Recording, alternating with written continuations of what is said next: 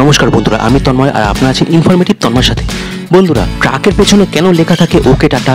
বন্ধুরা, আপনারা কি এটা জানেন? রতন টাটার সঙ্গে এর যোগাযোগ কোথায়, কি জানেন সেটা? যদি না জেনে থাকেন তাহলে আজকের ভিডিওটা প্রথম থেকে শেষ পর্যন্ত দেখার অনুরোধ রইল।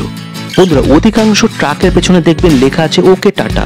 নম্বর প্লেটের থেকেও বড় অক্ষরে ট্রাকের পেছনে লেখা থাকে এই শব্দগুলো। অধিকাংশ মানুষ এর অর্থ জানেন না। কেন ট্রাকের গায়ে এমনটা লেখা থাকে? আসলে এর সঙ্গে যোগ রয়েছে রতন টাটা। হ্যাঁ বন্ধুরা, অধিকাংশ ট্রাকের পেছনে দেখবেন লেখা আছে ওকে টাটা। কেউ কেউ বলেন যে এটি টাটা সংস্থায় তৈরি করা ট্রাকগুলিকে চিহ্নিত করতে এই দুটি শব্দ ব্যবহার করা হয়, কিন্তু না, এই উত্তরটা কিন্তু আসলে সঠিক নয়। আসলে এই লেখার সঙ্গেও যোগ রয়েছে রতন টাটার।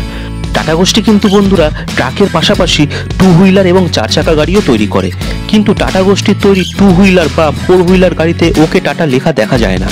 তাহলে কেন ট্রাকের গায়ে এমনটা লেখা থাকে?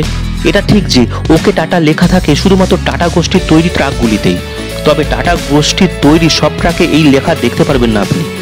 যদি কোনো ট্রাকের গায়ে ওকে টাটা লেখা থাকে তাহলে তার অর্থ হলো ট্রাকটিকে পরীক্ষা করা হয়েছে এবং এটি ভালো অবস্থায় রয়েছে। গাড়িটি টাটা মোটরসের গুণগত মান অনুযায়ী তৈরি করা হয়েছে এবং মেরামতো করা হয়েছে। টাটা গোষ্ঠী এই দুটি শব্দ লিখে দেয় ট্রাকের পিছনে। টাটা মোটরস তার নীতির জন্য এই দুটো শব্দ তৈরি করেছিল এবং ট্রাকে সেগুলি লিখেও ছিল, কিন্তু ধীরে ধীরে এই দুই শব্দ তাদের ব্র্যান্ডিংয়ের একটা হাতিয়ারে পরিণত হয়েছিল। ট্রাকের মাধ্যমে সারা দেশে জনপ্রিয় হয়ে ওঠে এই দুটি শব্দ। আজ যে কাউকে ওকে টাটা কথাটা বললেই সে বলে দেবে এই শব্দটা কোথায় লেখা থাকে। টাটা মোটরস আজ দেশের শীর্ষস্থানীয় অটোমোবাইল সংস্থা। 1945 সালে স্বাধীনতার আগে tata engineering and locomotive company হিসাবে যাত্রা শুরু করেছিল এই সংস্থাটি। পরে এর নাম পরিবর্তন করে টাটা মোটরস করা হয়। তখন এই সংস্থা ট্রেনের ইঞ্জিন তৈরি করত। সেই সময় দ্বিতীয় বিশ্বযুদ্ধও চলছিল। টাটারা ভারতীয় সেনাবাহিনীকে একটি ট্যাঙ্কও তৈরি করে দিয়েছিল। সেটি টাটানগর ট্যাঙ্ক নামে পরিচিত ছিল।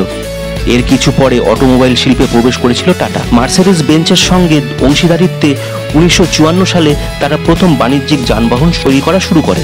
1991 সালে টাটা মোটরস প্রথম যাত্রীবাহী যানবাহন তৈরি করা শুরু করে। তাদের প্রথম গাড়িটি ছিল টাটা সিয়েরা। এরপরে টাটা মোটরস ভারতীয় বাজারে টাটা এস্টেট এবং টাটা সুমো চালু করে। ভারতের বাজারে বিশেষ জায়গা করে নিয়েছিল টাটা সুমো। একইভাবে জনপ্রিয়তা পেয়েছিল টাটা ইন্ডিকাও। তাহলে বন্ধুরা, আজকে আপনারা জানতেই পারলেন যে টাটা মোটরসের তৈরি টাটার ট্রাকের পেছনে কেন ওকে টাটা কথাটা লেখা থাকে। বন্ধুরা, আজকের ভিডিওটা আপনাদের কেমন লাগলো কমেন্ট করে অবশ্যই জানাবেন। ভিডিওটা ভালো লাগলে একটা ছোট্ট লাইক দিয়ে দেবেন। চ্যানেলে নতুন হলে চ্যানেলটা সাবস্ক্রাইব করে নিয়ে বেল আইকনটাকে অন করে দেবেন, তাহলেই আমার পরবর্তী সমস্ত ভিডিওর আপডেট আর নোটিফিকেশন চট করে আপনাদের মোবাইল স্ক্রিনে পৌঁছে যাবে।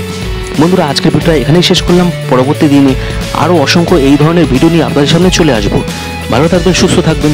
জয় হিন্দ, জয় ভারত।